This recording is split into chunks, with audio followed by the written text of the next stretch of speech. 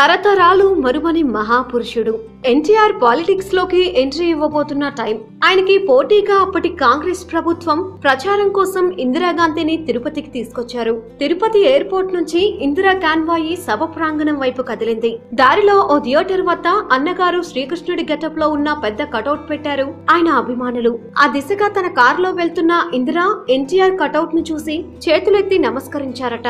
ఆమె పక్కనే ఉన్న ఓ పెద్ద మనిషి, అమ్మా నీకు ఆయన ఎవరో తెలిసే నమస్కారం పెట్టావా అని అడిగితే దానికి సమాధానంగా, మనం తిరుపతి వచ్చాం కదా, బాలాజీకి ప్రతిరూపం శ్రీకృష్ణుడే కదా, అందుకే ఆ శ్రీకృష్ణుడి కటౌట్ చూసి మనసారా మన పార్టీ గెలవాలని ప్రార్థించాను అని బదిలిచ్చారట.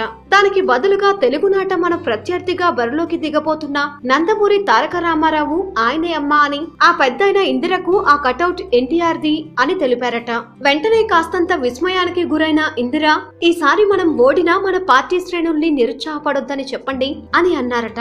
బరిలోకి దిగకుండానే ప్రత్యర్థిని వెనకడుగు వేసేలా చేయడం ఎవరికి సాధ్యం?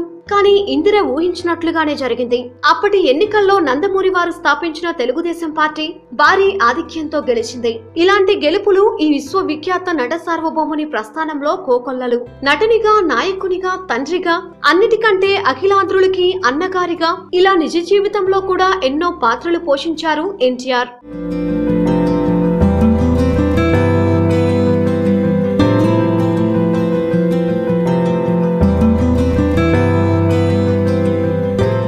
ఇక వెండితెర మీద అన్ని భాషలతో కలిపి దాదాపు 400 సినిమాల్లో నటించారు. అందులో 302 సినిమాలు తెలుగులోనే తెరకెక్కాయి. వాటిలో 275 హిట్లు, 23 చిత్రాలు 365 రోజులు ఆడాయి. కేవలం నటునిగానే కాదు, దర్శకునిగా కూడా ఎన్టీఆర్ ఎన్నో రికార్డులు సృష్టించారు. ఎన్టీఓ డైరెక్షన్ లో వచ్చిన దానవీర సూరకర్ణ సృష్టించిన రికార్డులని ఇప్పటి వరకు ఎవ్వరూ చేరుకోలేకపోయారు. ఆ సినిమాకి దర్శకునిగా పనిచేస్తూనే మరోవైపు త్రిపాత్రాభినయంతో అభిమానుల్ని మంత్రముగ్ధుల్ని చేశారు. అంతేకాదు, కొత్తగా ఆలోచించడంలో ఎన్టీఆర్ కి సాటి మరెవరూ ఉండరు. దీనికి ఉదాహరణే దానవీర సూరకర్ణ.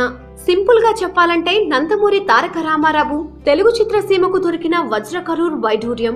ఎన్టీఆర్ కోట్ల కొద్దీ ఉన్న అభిమాన సాగరం కోసం ఆకస్మికంగా అగుపించిన ఆనిముత్యం. అన్నగారు స్నేహానికి, స్వేచ్ఛకి, విప్లవానికి, మార్పుకి, మంచితనానికి ఒకే ఒక పర్యాయపదం. వృత్తిలోన ముగిసిన చితిలో రగిలిన కడతేరిపోనిది మధురానుబంధం, ఎదవీడిపోనిది మమతానురాగం. మనిషి లేకపోయినా ఆ మనిషి మీద ఉండే అభిమానం ఎప్పటికీ మనసు పొరల్లో ఉప్పొంగుతూనే ఉంటుంది. 95 వసంతాలు పూర్తి చేసుకున్న ఆ మనిషి కోసం దాదాపు 75 ఏళ్లుగా ఈ అభిమాన గళం పలుకుతూనే ఉంది.